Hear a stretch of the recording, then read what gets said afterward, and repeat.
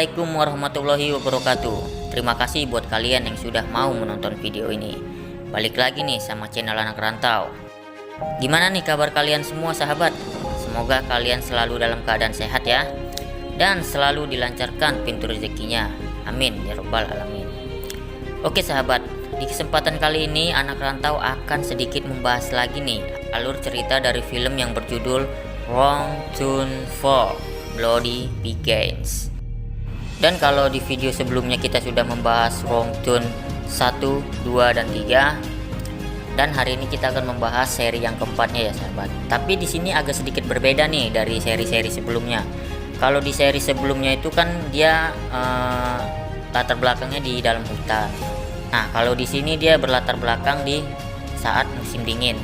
Dan kejadian-kejadian itunya di sebuah gedung yang sudah lama tertinggal, yang sudah berpuluh-puluh tahun dikosongkan. Jadi buat para sahabat yang belum menonton seri 1, 2, dan 3-nya, sahabat bisa langsung saja kunjungi channel ini, atau nanti linknya saya taruh di kolom deskripsi ya sahabat. Oke deh, daripada penasaran dengan alur cerita filmnya, tonton sampai habis ya sahabat rantau. Tapi sebelum masuk ke pembahasannya, alangkah baiknya para sahabat bantu support channel Anak Rantau dengan menekan tombol subscribe, like, comment, and share. Oke deh, langsung aja kita masuk ke video alur cerita filmnya. Let's go.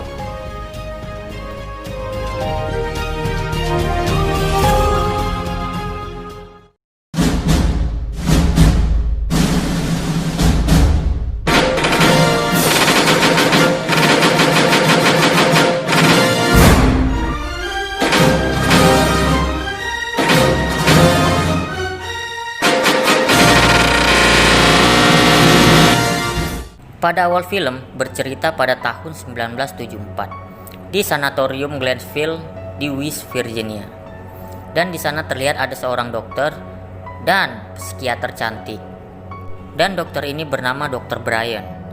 Lalu dokter itu bercerita dia memiliki ratusan pasien sakit jiwa dan beberapa orang ada yang mengalami cacat.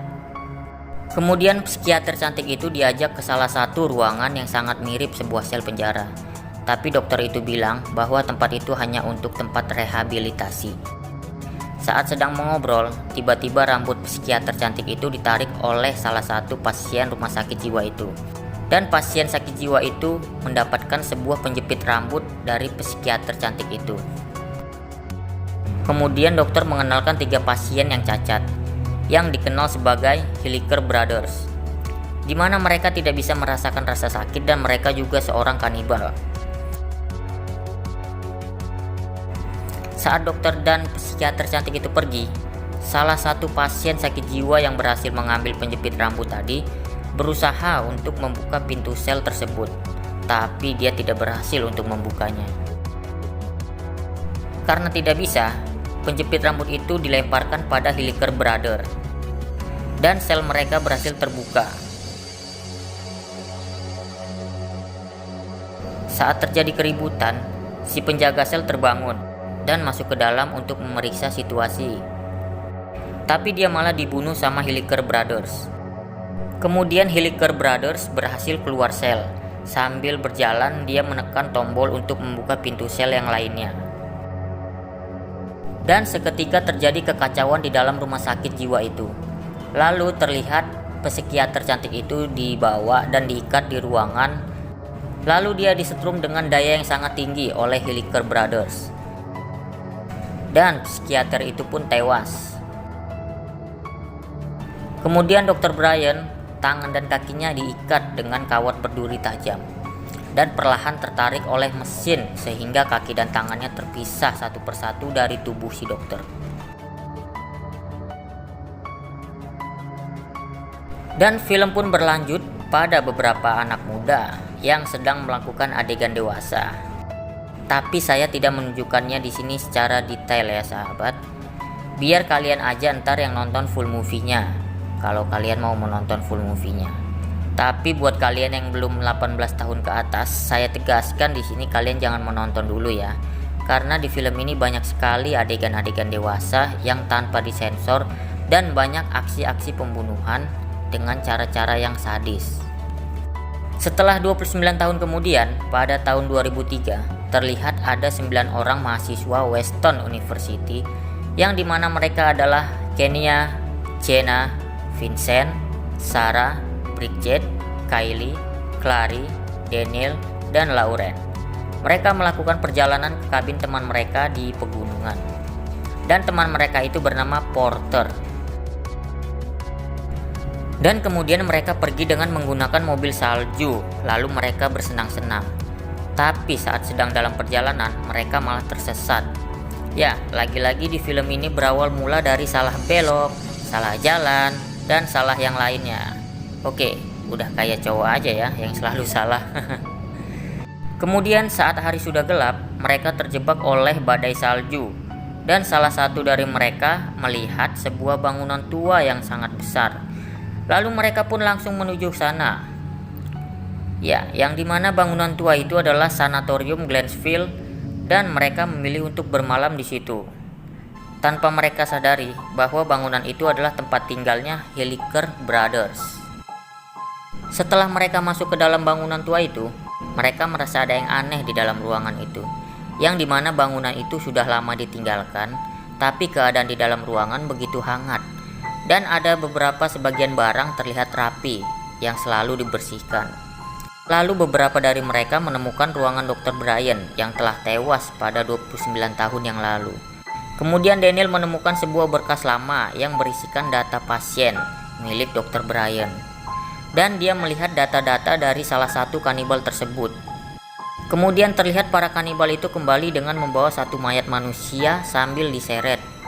Dan saat mereka semua sedang berkumpul di salah satu ruangan, Vincent pergi ke ruangan bawah tanah untuk mencari generator dan menghidupkan kelistrikan. Dan dia pun berhasil menyalakan kelistrikan di bangunan itu. Saat listrik hidup, mereka semua langsung bersenang-senang, ya semacam pesta kecil-kecilan gitulah. Tapi terlihat juga salah satu dari kanibal itu sedang memperhatikan mereka dari balik kaca yang tanpa diketahui oleh mereka. Kemudian mereka menemukan ruangan auditorium dan kemudian mereka memutar film dokumenter tentang rumah sakit jiwa itu. Bullshit. That's an urban legend. Lalu mereka pergi dari ruangan itu dan memutuskan untuk pergi tidur. Tetapi Vincent tidak bisa tertidur dan memutuskan untuk mengeksplor rumah sakit tersebut. Saat sedang di jalan, dia melihat ada seorang di depannya. Ternyata itu adalah temannya yang bernama Porter. Dan dia pun heran, kenapa si Porter bisa berada di sini. Tapi saat Vincent memanggil Porter, dia kaget. Ternyata Porter sudah tewas. Sontak Vincent pun kaget. Dan saat berbalik badan, Vincent langsung dibunuh oleh Sawtooth, salah satu dari para kanibal itu, dengan menggunakan batang besi yang sangat tajam sampai tertembus di kepalanya. Dan ternyata Porter sudah tewas lebih awal yang kita lihat tadi saat para kanibal sedang membawa mayat Porter ke rumah sakit itu saat kembali. Ketika pagi hari, ternyata badai salju masih sangat lebat. Dan di saat Jenna terbangun, pacarnya Vincent tidak ada di sampingnya. Lalu Jenna menanyakan keberadaan Vincent pada teman-temannya yang baru juga terbangun. Ternyata teman-temannya tidak ada yang tahu di mana Vincent berada. Kemudian mereka berpencar untuk mencari Vincent. Tapi saat di ruangan bawah tanah, Kenya, Kelly, Jenna, dan Clary menemukan sebuah ruangan yang sangat aneh. Di tempat lain, Lauren, Daniel, Sarah, dan Bridget mencari ke lantai atas. Lalu Daniel melihat bercak darah di kaca, yang dimana bercak darah itu adalah bekas mayat Porter. Saat sedang di sebuah dapur, Jenna melihat salah satu dari kanibal itu sedang membawa mayat manusia, dan ternyata mayat itu adalah mayat Porter. Lalu dia melihat kanibal itu sedang memotong-motong mayat tersebut. Dan Jenna pun sangat ketakutan, langsung pergi dari situ untuk memberitahu yang lainnya bahwa dia melihat Porter sedang dipotong-potong. Lalu mereka berkumpul dan menyadari bahwa mereka tidak sendirian di gedung itu. Dan tiba-tiba mereka dikagetkan dengan sesuatu bungkusan jaket milik Porter yang dilemparkan pada mereka. Saat Kenya membuka bungkusan itu, dia kaget dengan adanya penggalan kepala Porter yang sudah tewas.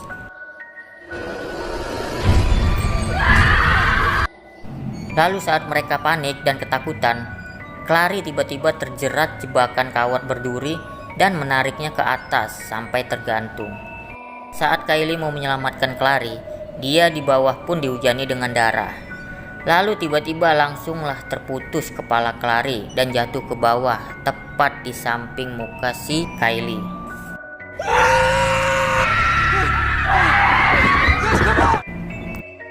Lalu saat mereka mau kabur menggunakan mobil salju milik mereka, ternyata busi mobil salju milik mereka telah dicopot oleh para kanibal tersebut. Kemudian Lauren pergi dengan menggunakan ski untuk mencari pertolongan dengan mendaki gunung. Sementara yang lain menunggu di dalam kantor dokter, dan Daniel memberitahu bahwa yang menyerang mereka adalah para kanibal yang suka kekerasan, serta cacat fisik dan cacat mental. Lalu Sarah, Kylie, dan Daniel pergi ke ruangan bawah tanah untuk mencari senjata yang mereka bisa gunakan. Tapi mereka malah dikejar oleh salah satu dari kanibal tersebut. Saat Jenna, Kenya, dan Bridget menunggu di kantor, tiba-tiba saja pintu ruangan itu dibor oleh salah satu dari kanibal tersebut.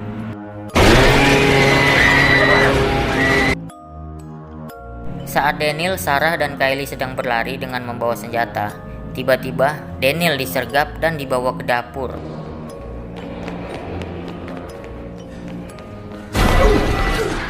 Lalu dia diikat oleh para kanibal tersebut. Dan di sana Daniel pun habis dikulitin seperti kambing guling. Lalu para kanibal itu memakannya hidup-hidup. Cerita berlanjut saat teman-temannya mencari Daniel dan menemukan para kanibal itu sedang di dapur. Lalu mengepung dan menggiring para kanibal itu ke sel tahanan. Dan mereka pun berhasil mengurung para kanibal tersebut. Kylie yang tampak kesal dan mencoba untuk membakar para kanibal itu, tetapi Kenya melarang Kylie yang mencoba untuk membakar para kanibal tersebut. Saat yang lain sedang mencari busi mobil salju mereka, Kylie pun sendirian untuk mengawasi para kanibal itu. Tapi ternyata Kylie malah tertidur, dan para kanibal itu langsung mencoba membuka pintu sel dengan jepitan rambut yang mereka temukan di dalam sel. Lalu para kanibal berhasil keluar dan langsung memukul si Kylie.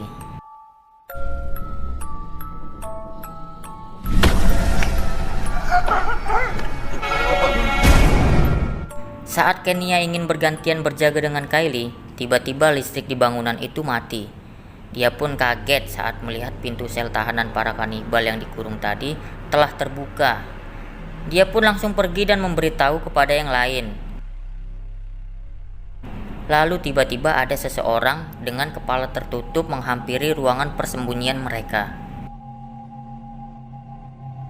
Kemudian mereka keluar dan mengejar orang itu, lalu menusuk-nusuk sampai orang itu tewas. Dan saat mereka membuka penutup kepalanya, mereka sangat kaget karena yang mereka bunuh itu adalah Kylie, yang dimana lidah Kylie telah dipotong oleh para kanibal sehingga dia tidak bisa bicara untuk meminta pertolongan. Lalu saat mereka sedang berlari, mereka malah dihadang oleh para kanibal tersebut. Dan mereka sampai di sebuah ruangan dan berusaha lari melalui jendela yang tertutup salju. Saat Sarah, Kenya, dan Bridget berhasil keluar, Jenna ternyata masih terjebak sendirian di dalam ruangan itu. Lalu Kenya mencoba untuk membantu. Tiba-tiba saja Jenna dibor dari belakang oleh kanibal tersebut sampai tertembus ke badannya.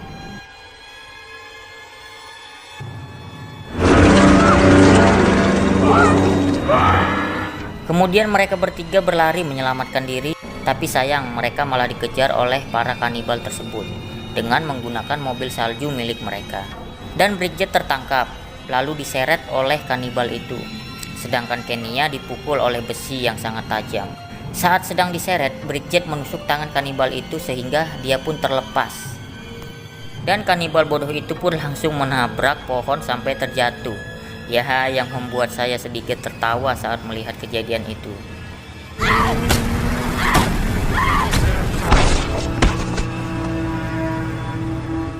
Dan terlihat Kenya terluka parah, lalu menyuruh Sarah untuk mencari Bridget. Tapi sayang, Bridget tewas dengan dilindas dengan mobil salju milik mereka yang dikendarai oleh kanibal tersebut.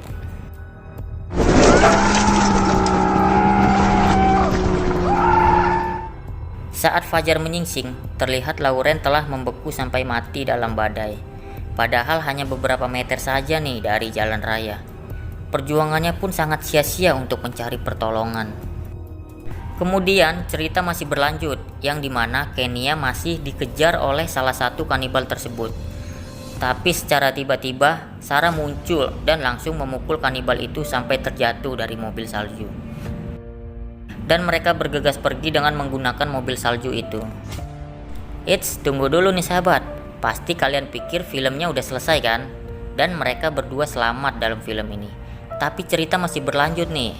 Saat mereka berdua sedang berjalan pergi sambil tertawa. Naas banget nih buat mereka. Mereka malah terkena jebakan kawat tajam yang dipasangkan di tengah jalan, yang membuat mereka secara bersamaan kepalanya langsung terputus dan terlempar.